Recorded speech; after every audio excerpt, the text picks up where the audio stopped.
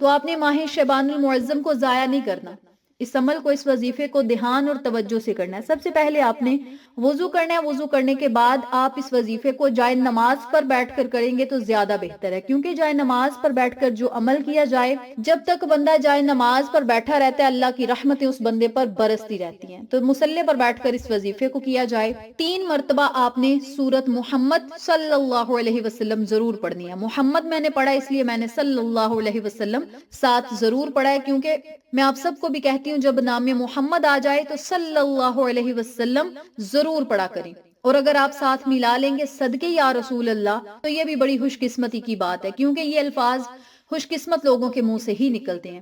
تو آپ نے کیا کرنا ہے، سورت محمد کو صرف 3 مرتبہ پڑھنا ہے، اول اور آخر 3 مرتبہ ہی درود پاک پڑھنا ہے، 3 مرتبہ ہی سورت محمد کو پڑھنا ہے۔ پھر آپ نے اللہ تعالیٰ سے خوب اپنے نصیب اور تقدیر کے لیے دعائیں کرنی ہیں۔